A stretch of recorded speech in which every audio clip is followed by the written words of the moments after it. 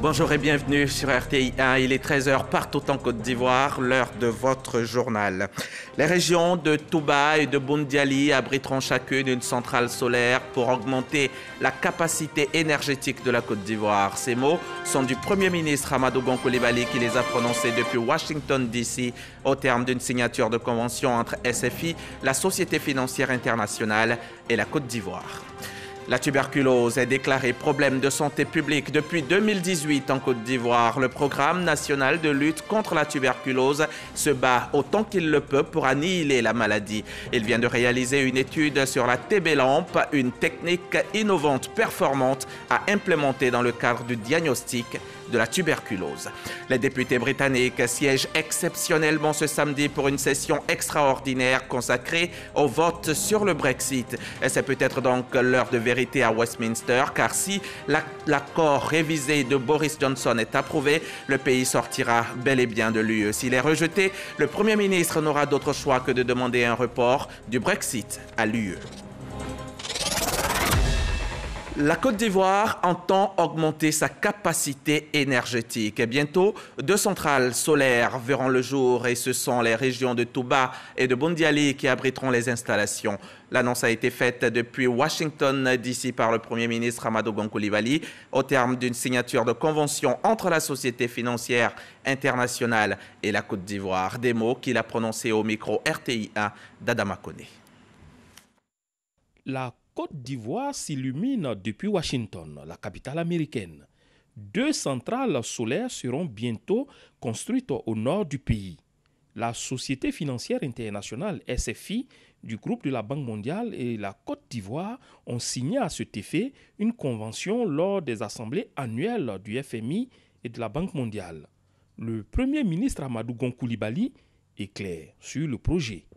2 centrales solaires de 30 MW de capacité chacune, à Laboa et à Touba, ce qui fait en tout 60 MW de puissance installée. C'est cette convention que nous venons de signer également avec la SFI. Il y a des études qui vont être réalisées, et c'est au bout des études de faisabilité que l'on aura de manière extrêmement précise et le coût, je dirais, du projet. La SFI nous accompagnera pour la mobilisation du financement, nous accompagnera au niveau des appels d'offres internationaux pour la détermination des meilleurs investisseurs et pour que nous ayons au bout le coût du kilowattheure qui soit le plus compétitif pour la Côte d'Ivoire. À la lumière de cette coopération, la Côte d'Ivoire entend faire de la SFI un partenaire stratégique de son avenir. Nous sommes en train d'élaborer avec le groupe de la Banque mondiale une stratégie de développement économique de la Côte d'Ivoire sur la période 2020-2030. Et dans cette stratégie, nous considérons que la part du secteur privé est importante. Et la SFI a réalisé une étude sur le diagnostic du secteur privé ivoirien qui nous permettra ensemble de bâtir une stratégie de développement économique de la Côte d'Ivoire sur la période 2020-2030. Il est ainsi clair que le secteur privé, qui représente déjà 62% des investissements du plan national de développement PN2 2016-2020, aura un positionnement plus renforcé sur la période 2020-2030. La Côte d'Ivoire a désormais son école de guerre. C'est la toute première que le pays vient d'ouvrir et c'est à l'école militaire de Zambakro, à Yamoussoukro. Les cours ont démarré avec une quinzaine de stagiaires qui en constituent la première promotion. Les autorités optent ainsi pour la formation des cadres de l'armée, les outiller pour une meilleure prise de décision et cela en toute responsabilité. Kader Sogodogo, RTI Boaké.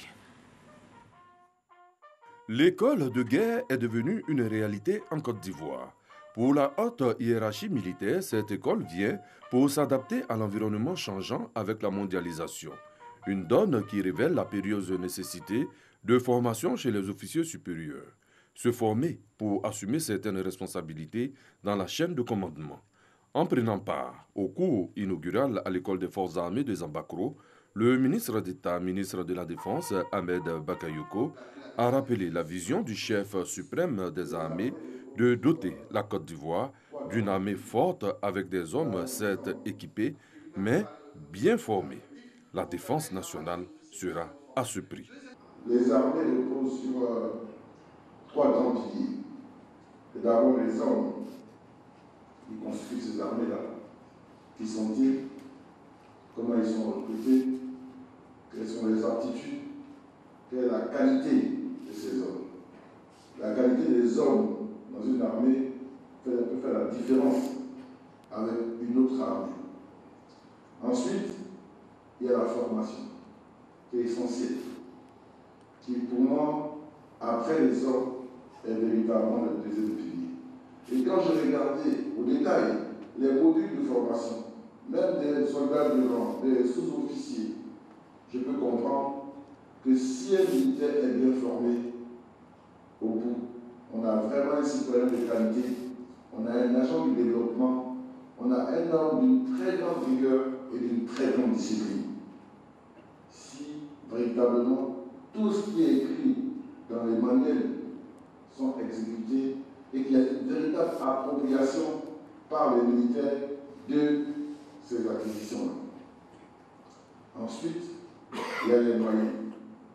S'il y a une bonne formation, il faut des moyens adéquats pour justement accompagner et rendre efficace, rendre opérationnelle cette armée. Et l'armée elle-même, qui repose sur les trois piliers, est une colonne essentielle de la stabilité du pays. L'école de guerre vient après le diplôme d'état-major et exige un haut niveau de connaissances générales, militaires, scientifiques et techniques. Cette école basée à Zambakro constitue pour l'heure le plus haut niveau de stage militaire en Côte d'Ivoire. L'année académique dure 10 mois. Seuls les officiers supérieurs sont concernés par la formation. Pour la première promotion, forte de 15 hommes, le prestige de la Côte d'Ivoire a déjà attiré 3 pays pour la formation de leurs officiers supérieurs: le Cameroun, le Bénin et l'Afrique du Sud. Heureusement, pas besoin de faire l'école de guerre pour reconnaître un commerçant véreux et un produit de consommation périmé. Les agents du ministère du Commerce en font leur affaire. Ils viennent d'ailleurs d'en saisir 9 tonnes à Boisseau dans la région du Sud Comoé. 9000 kg de produits alimentaires périmés qu'ils ont pris plaisir à incinérer. Une procédure qui vise donc à la préservation du bien-être des consommateurs. Hermance Zirignon et Sephora Zegui étaient présentes lors de l'opération d'incinération. Le bien-être et la santé des populations d'Aboisseau dans la région du Sud Comoé, une préoccupation pour les agents du ministère du Commerce. Ils ont alors procédé ce mercredi à l'incinération de 9 tonnes de produits alimentaires périmés. Produits saisis sur une période de 18 mois dans tous les marchés des villes de la région. Les commerçants ne sont pas alphabétisés. Parfois même dans l'achat, il peut arriver même que la date est pratiquement proche. Et lui, on lui balance ça en peut-être faisant chuter un peu le prix. Il pense qu'il a gagné. Il se retrouve qu'il met dans les rayons et bien peu de temps après, le produit est vraiment passé. Soumaoro Mva Kafumba, directeur régional du ministère du Commerce, et Gueux Honoré, secrétaire général de la préfecture d'Aboisseau, ont invité les commerçants à éviter la concurrence déloyale en commercialisant les produits périmés. La consommation des produits dont la date optimale est atteinte comporte 2 types de dangers. Le premier danger, c'est d'ordre sanitaire. D'abord, consommer une denrée périmée peut affecter la santé du consommateur. Voilà, ça c'est de 1. Puis de 2, c'est aussi une forme de mauvaise concurrence. Parce que celui qui vend le produit périmé le vend au même titre que celui qui vend un produit sain. Les produits périmés sont des poisons à la consommation. Et donc, nous tous, nous devons concourir à la bonne santé de nos populations. Les agents de contrôle du ministère du Commerce appellent les consommateurs à la vigilance et au contrôle des dates de péremption des produits qu'ils achètent sur les marchés. La tuberculose continue de sévir en Côte d'Ivoire. Elle est même déclarée problème de santé publique depuis 2018. Mais le programme national de lutte contre la tuberculose accentue également ses actions. Le programme vient d'ailleurs de réaliser, en collaboration avec l'Institut Pasteur d'Abidjan, une étude sur la TB-lampe, une technique innovante, performante à implémenter dans le cadre du diagnostic de la tuberculose. Reportage No Sangaré dans un récit de Franck Quadio. Contagieuse et mortelle, la tuberculose est l'une des 10 premières causes de mortalité dans le monde selon l'Organisation mondiale de la santé. En Côte d'Ivoire, elle est déclarée problème de santé publique. En 2018, 21 300 cas ont été détectés par le Programme national de lutte contre la tuberculose. Depuis des années, la microscopie est l'outil utilisé pour diagnostiquer la maladie. Un outil qui montre ses limites au fil des années. La sensibilité est faible. Et donc, c'est pourquoi l'OMS développe de plus en plus de nouveaux outils en complément de la microscopie pour renforcer le diagnostic. Pour répondre aux insuffisances de cet outil, une étude a été réalisée par l'Institut Pasteur d'Abidjan sur la technique TB-LAMP, une méthode d'analyse innovante, moléculaire, performante et simple à implémenter. C'est une opportunité de diversifier le plateau technique de nos laboratoires parce que c'est un outil qui s'ajoute en plus. Et en plus, compte tenu de ces performances, il nous permettra de détecter plus de malades et de les traiter afin de rompre la chaîne de transmission du bacille dans la communauté. Actuellement, l'outil moléculaire que nous avons exige véritablement une chaîne de froid très appropriée, alors que cet outil peut être utilisé en périphérie sans une chaîne de froid très rigoureuse. Et donc, nous pensons que l'outil a sa place dans le réseau de laboratoires de lutte contre la tuberculose en Côte d'Ivoire. LAMP-TB est une avancée technologique pour renforcer les moyens techniques du Programme national de lutte contre la tuberculose. Ces études sur la technique TB-LAMP ont été réalisées par le Centre antituberculeux d'Adjamé, centre de référence régional de la tuberculose et l'Institut Pasteur de Côte d'Ivoire.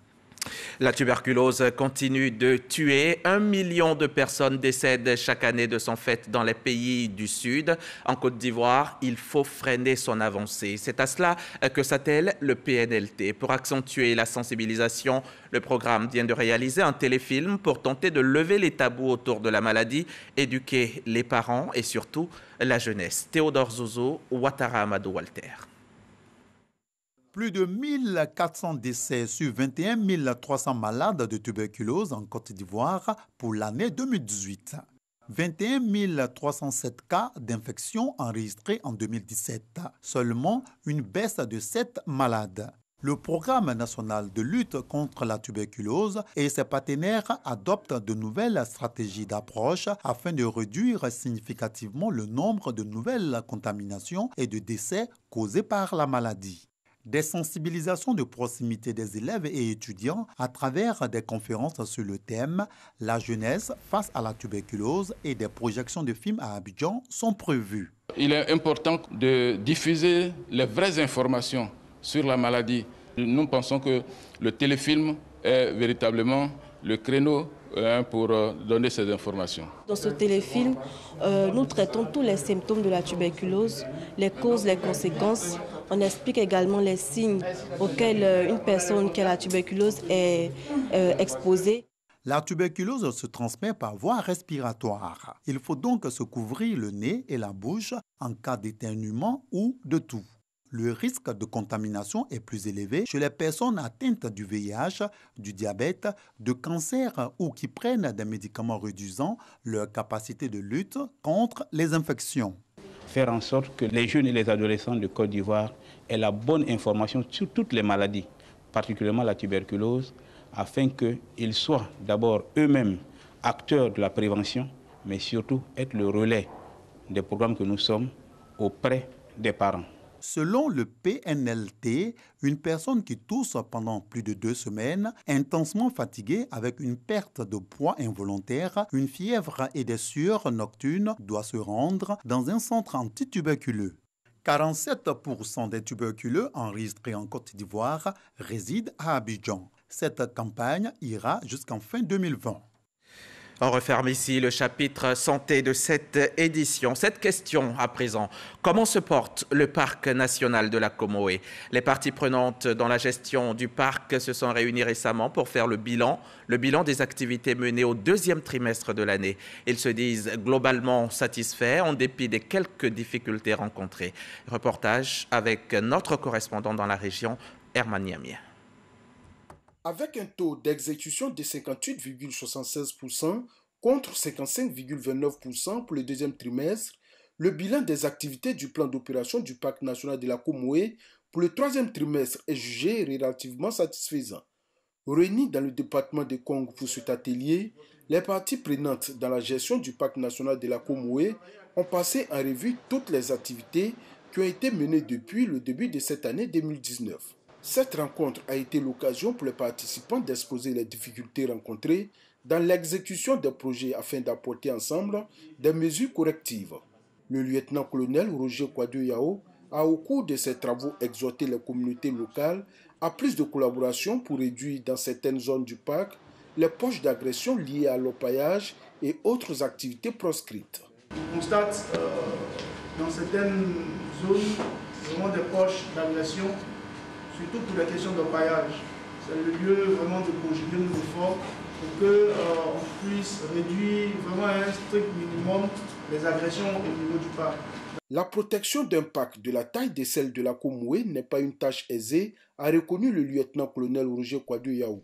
Il s'est tout de même engagé avec son équipe à poursuivre avec abnégation et dynamisme leur mission. Le directeur du parc national de la Comoé a cependant plaidé pour que les moyens soient mis à leur disposition afin de produire des résultats largement satisfaisants.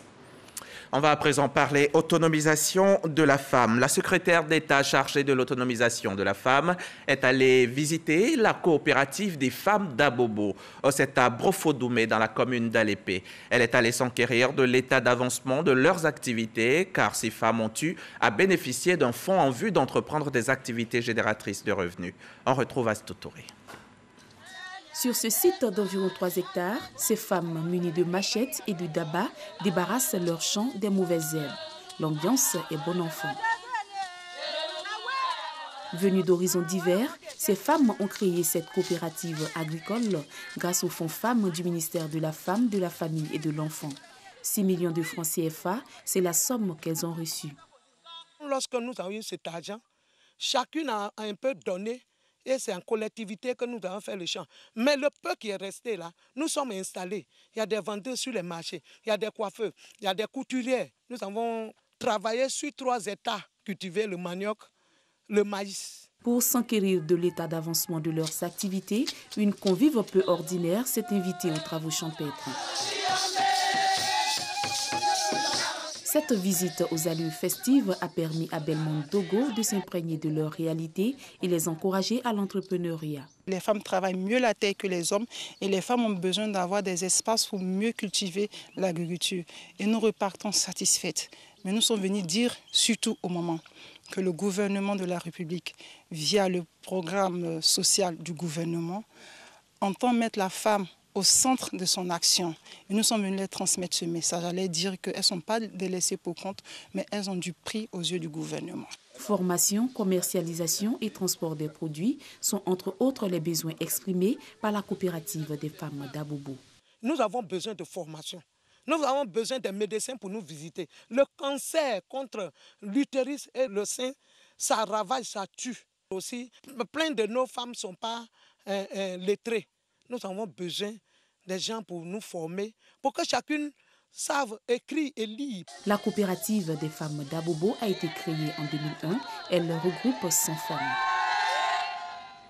Je vous invite maintenant à ce déjeuner débat organisé à l'intention des experts comptables. Une rencontre qui a pour objectif d'offrir le meilleur des services et contribuer à la croissance de l'économie.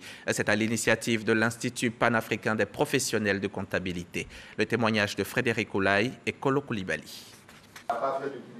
Un petit déjeuner débat en vue de partager l'expérience sur les notions de comptabilité, de fiscalité et de justice. Cette rencontre vise la formation des professionnels de la comptabilité en vue d'une économie compétitive. Une initiative de l'Institut panafricain des professionnels comptables. Ce que l'IPPC compte faire pour l'avenir, c'est de faire participer tous les acteurs de la comptabilité au niveau de la conception des référentiels. Parce que concevoir un référentiel, c'est certes technique, et c'est de très haut niveau, donc c'est généralement mené par des spécialistes de la comptabilité tels que des experts comptables diplômés, mais après tout, ce ne sont pas que les experts comptables diplômés qui vont appliquer le référentiel comptable. Plus de 50 experts comptables venus d'horizons divers bénéficient de cette formation pour améliorer leurs performances en vue d'offrir des services de qualité. Il est de notre devoir de produire des informations crédibles, des informations régulières qui respectent les normes. Et à ce titre, il est plus qu'important pour des comptables d'être formés, de maîtriser leur métier et de savoir quelles sont les évolutions de leur métier. Pour le responsable de l'Institut Kofi Yao, le renforcement des capacités des experts comptables leur permettra d'atteindre les objectifs liés à la maîtrise des concepts de la croissance et asseoir leur notoriété. On change de page, place au foot. Les élèves et étudiants ressortissants de Kakou-Broukro dans le département d'Atiéguakro viennent d'organiser un tournoi dit de rassemblement, un tournoi doté du trophée Kobenan Kwasi Adjoumani. Le ministre de l'Agriculture et du Développement rural était présent à la finale. Il a tenu à inviter la jeunesse à la culture de la paix et de la cohésion sociale. C'était au micro de Kader Sogodogo, RTI Boaké. Kobenan Kwasi Adjoumani, ministre de l'Agriculture et du Développement rural, accueilli à l'entrée de la commune de Atiéguakro. Le ministre est dans ce département pour la finale du tournoi du rassemblement dont le trophée porte son nom. Une initiative des jeunes du village de Kakou-Broukro. Dans ce village, avant la finale, le jeu de l'alliance interethnique va prévaloir. Kobenan Kwasi Adjoumani va prendre possession du Klinkoui, le tam-tam parleur, et annoncer qu'un maître est là.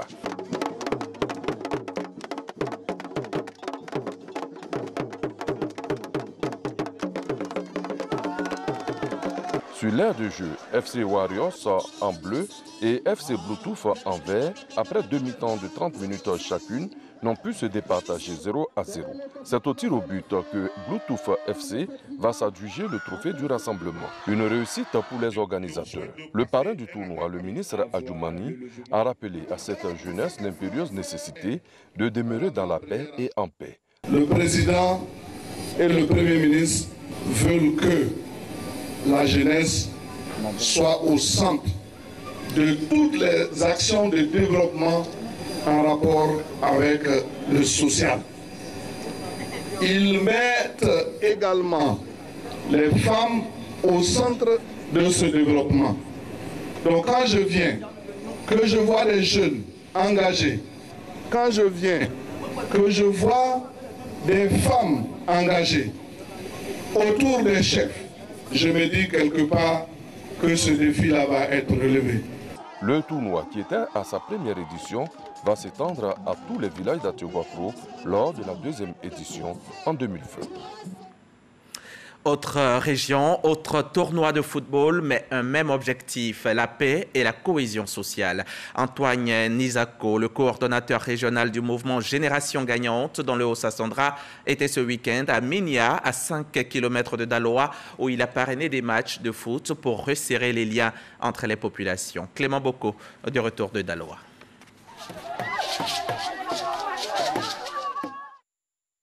Allégresse totale à Mimian, à quelques encablures d'Issia, pour l'accueil d'Antoine Nizako.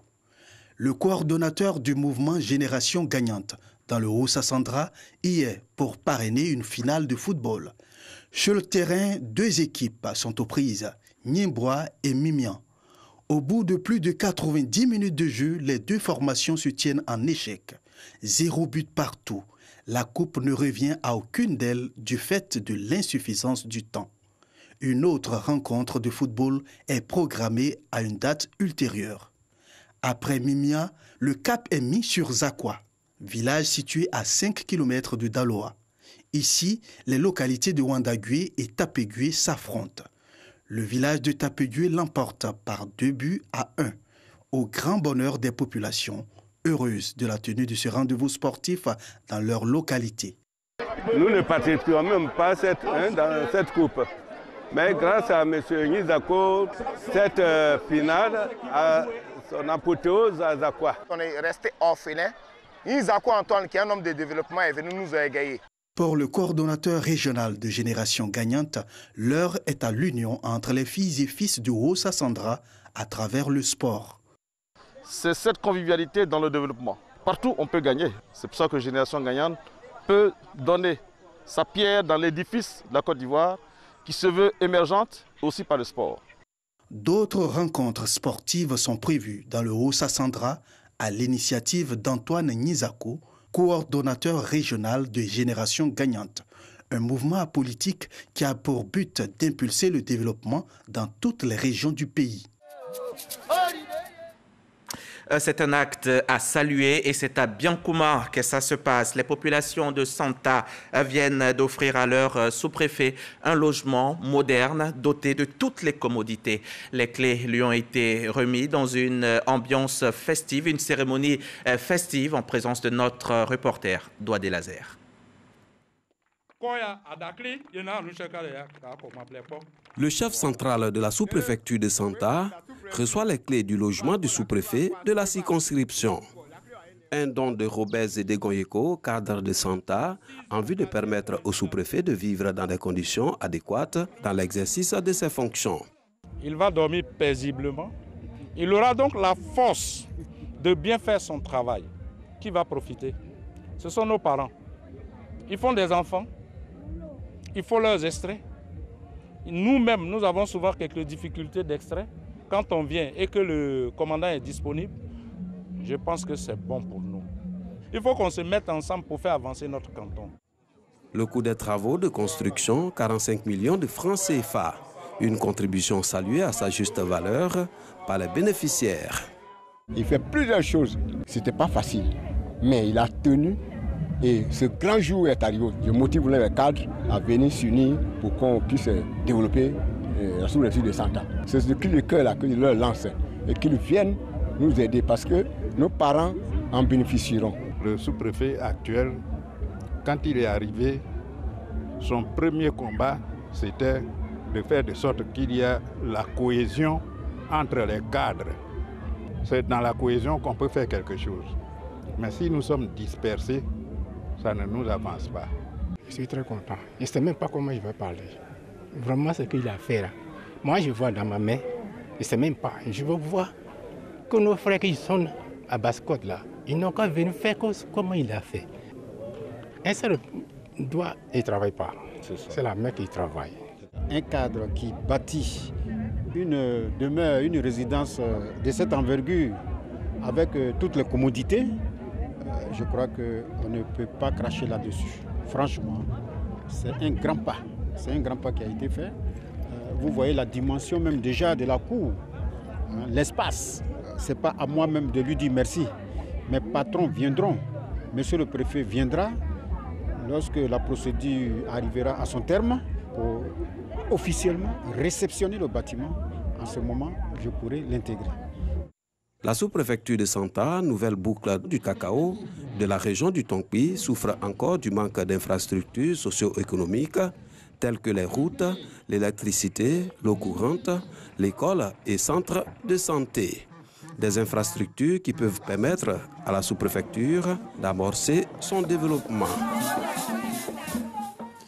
On va refermer ce journal avec l'actualité internationale. La procureure de la Cour pénale internationale a déposé son mémoire détaillé sur le bureau de la Chambre d'appel. Fatou Bensouda demande au juge d'annuler l'acquittement prononcé le 15 janvier en faveur de l'ancien président ivoirien Laurent Gbagbo et de Charles Blé Goudé et de conclure à l'erreur judiciaire.